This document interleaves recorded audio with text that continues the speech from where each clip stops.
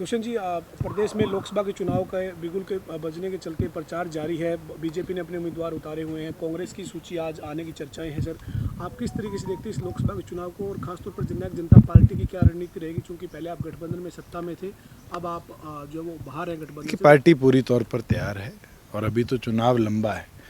हरियाणा प्रदेश की नोटिफिकेशन ही 25 तारीख से है, नॉमिनेशन 29 से शुरू हो रहे हैं, 6 तक नॉमिनेशन है। तो पार्टी मजबूत उम्मीदवार 10 की 10 लोकसभा सीटों पर उतारेगी और मजबूती से चुनाव लड़ेगी। सर, जो आपकी पार्टी के उम्मीदवारों की अगर हम बात करें तो कब तक पार्टी अपने उम्मीदवार उतार? हमने नवरात्रों का निर्णय किया था, अभी तो शायद 17 या 18 तक नवरात्रे हैं, उससे पहले पार्टी की सूची आपके बीच में। सर, लोकसभा के चुनाव के चलते जिस तरीके से जो विरोध हो रहा है सर, कई जगह पर जो बीजेपी के उम्मीदवार मैदान में गए तो उनका विरोध हुआ, आपको भी सर विरोध का सामना करना पड़ा, तो किस तरीके से? देखो, दो चीज़ सामने आ रही है। एक तो विरोध हरियाणा के लोग कर रहे हैं, जिनने हमें लोकसभा में जिताया, विधानसभा में जिताया, अपने हैं, मगर उसके अंदर कई पॉलिटिकल सोच के लोग भी जुड़े निकले। दिग्विजय का विरोध करने वाले आईएनएलडी और कांग्रेस के पदाधिकारी थे। डॉक्टर अजय सिंह चौटाला जी का कुंगड़ में विरोध हुआ, एक लड़के ने किया, और जब उसको देखा गया, समझा गया, तो वो विरोध करने वाला और कोई नहीं निकला। वो विरोध करने वाला भी कांग्रेस का पदाधिकारी मिला, किसी सेल का। तो ये साफ दिखता है कि प्लान्ड स्ट्रेटजाइज तरीके से पॉलिटिकल पार्टियां भी राजनीतिक माहौल को ख़राब करने का काम कर रही हैं। ये सर जानकारी भी मिल रही है कि राकेश टिकैत जो किसान नेता है, उन्होंने भी कहा है कि किसान नेता यूनियन की अभी कोई इस तरीके के नेताओं के विरोध की कॉल नहीं है। अगर कोई इस तरीके का विरोध हो रहा है तो वो राजनीतिक एक तरीके की साजिश। देखो, मैं हमेशा से कहता आया हूँ कि इसके पीछे जनता देखेगी भी, समझेगी भी, और धीरे धीरे मत के अधिकार के साथ अपना निर्णय करेगी। अभी तो लोगों को बहुत कुछ दिखेगा चुनाव में, और बहुत कुछ कदम लोग उठाएंगे इन सब चीज़ों को देखते हुए कि कैसे पॉलिटिकली मोटिवेटेड कदम निरंतर उठाए गए हैं, और अब नहीं, पिछले 4 वर्षों के अंदर। सर, डॉक्टर अजय सिंह चौटाला जी का एक बयान था कि चौटाला साहब कहेंगे तो परिवार को एक होने में कोई 1 मिनट नहीं लगेगा। उसके बाद अभय चौटाला ने कहा कि ये गद्दार है, इन्होंने प्रदेश को लूटा है और इनकी कोई जगह नहीं है वापस परिवार में। देखो, अभय सिंह चौटाला जी को मैं ना तो सीरियस पॉलिटिशियन मानता। आप जैसे साथी ने कहा परिवार एक हो, डॉक्टर अजय सिंह चौटाला जी ने हमेशा कहा है ये पहल उनके लेवल पर नहीं हो सकती। परिवार के मुखिया चौटाला साहब हैं, उनके लेवल पर हो सकती। पॉलिटिकल पार्टीज एक होने की बात पे तो कभी चर्चा ही नहीं हुई। चुनाव लड़ेंगे हम 10 सीटों पर, उनमें दम है तो वो 10 सीटों पर लड़ लें। आज के दिन समझने देखने की चीज़ है। जो लोग हम पे आरोप लगाते हैं, मैंने कहीं सुना ये कहा कि चौटाला साहब को जेल भेजने का काम हमने किया। उससे थोड़े दिन पहले कहते थे आम आदमी पार्टी ने, केजरीवाल ने किया। उससे पहले कहते थे बीजेपी ने किया। उससे पहले कहते थे कांग्रेस ने किया। इसका मतलब तो सारी पॉलिटिकल पार्टीज की एक मंशा है। या उनको घबराहट है कि वो 2% वोट शेयर भी ना ले पाएँ तो उनका इलेक्शन सिंबल जाएगा। उनके घबराहट है कि क्या उनके पॉलिटिकल पार्टी का अस्तित्व खतरे में है। तो ये सारी चीज़ें कोई सीरियस पॉलिटिशियन कभी नहीं उठाएगा, और हर रोज़ अपने बयान को बदलने वाला पॉलिटिशियन जनता के सामने साफ हो जाता है। जी सर, ये एक बार अभय चौटाला ने ये भी कहा सर, प्रेस कॉन्फ्रेंस की थी चंडीगढ़ में, उन्होंने कहा कि करनाल का जो चुनाव है वो सबको मिलकर लड़ना चाहिए। सबको मिलने का मतलब जेजेपी से अलग, यानी उन्होंने कहा कि आम आदमी पार्टी और कांग्रेस के गठबंधन के साथ मैं समर्थन करने के लिए तैयार हूँ अगर वो सहमति करते हैं तो। इसका मतलब सर अभय चौटाला कांग्रेस के साथ जाने के लिए भी वो तो पहले भी तैयार थे।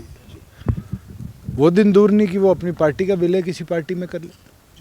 आज उनकी मंशा साफ है। अगर उनके पास उम्मीदवार नहीं है तो उतने चुनाव ना लड़ाइए ना, बहाने क्यों ढूंढते हैं। मजबूत उम्मीदवार हम 10 की 10 पे उतारेंगे, बाई इलेक्शन मजबूती से लड़ेंगे, ये हमारा निर्णय है। और इसके अंदर हमारा तो एक ही टारगेट है कि जो आज इनकम्बेंट चीफ मिनिस्टर है वो चुनाव लड़ेंगे, उनको हराना हमारा टारगेट है और हम हराएंगे। तो करनाल की बात कर ले सर, पूर्व मुख्यमंत्री जैसे चुनाव लड़ रहे हैं, तो आपकी जो पार्टी के उम्मीदवार हैं परिवार से दुष्यंत चौटाला, दिग्विजय चौटाला या डॉक्टर अजय सिंह चौटाला जी और पार्टी की कोर जिसको जिम्मेवारी देगी वो चुनाव लड़ेगा। उसके अंदर चाहे जिम्मेवारी मुझे मिले, चाहे किसी भी कार्यकर्ता को मिले।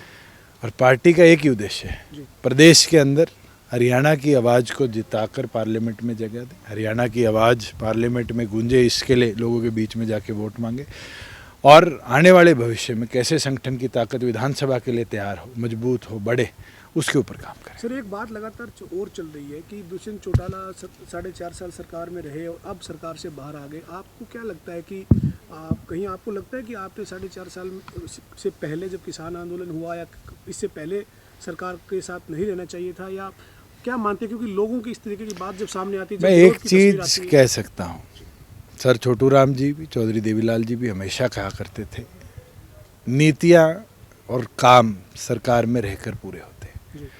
क्या 4.5 साल में 50% वुमेन रिजर्वेशन हम नहीं दे पाए? क्या 4.5 साल के अंदर प्रदेश में आप BCA को 8% रिजर्वेशन, महिलाओं को 33% डिपो, 20,000 किलोमीटर की सड़कों का नवीकरण, प्रदेश के अंदर 40,000 करोड़ की इन्वेस्टमेंट लाकर लाखों नौकरियों के अवसर बनाना, प्रदेश के अंदर छात्रों को पेपर देने के लिए 300 किलोमीटर ना जाना पड़े, 50 किलोमीटर में सेंटर बनाने की बात, ये सारे हमारी पार्टी के घोषणा पत्र में हिस्से थे और हमने पूरे करें, समय अनुसार करें। आज किसान को 14 फसलें MSP पर बेचने का अधिकार हरियाणा में है। 2 दिन में पैसा उसके खाते में आता है। ये व्यवस्था अगर बनी, उसकी फसल खराब हो जाए, 2-2 साल तक मुआवजे का इंतज़ार ना करना पड़े, 30 दिन में पैसा उसके खाते में ट्रांसफ़र हो, ये व्यवस्था कौन कर पाए? हम कर पाए, सरकार में रहकर कर पाए। जी तो सर ये एक बात और आरोप लगता है कि बीजेपी के साथ आप अब गठबंधन से तो बाहर हैं, लेकिन इसके बावजूद आप बीजेपी के साथ चलो पवन, ये तो बहुत अर्ली है, अभी तो पॉलिटिकल पार्टीज़ के कैंडिडेट अनाउंस होंगे। आज बीजेपी भी तो नई कांग्रेस है, 10 में से 6 उम्मीदवार कांग्रेस के उनने लिए हैं, कांग्रेस के उम्मीदवार आए नहीं हैं और पार्टीज़ के उम्मीदवार भी आने बाकी हैं।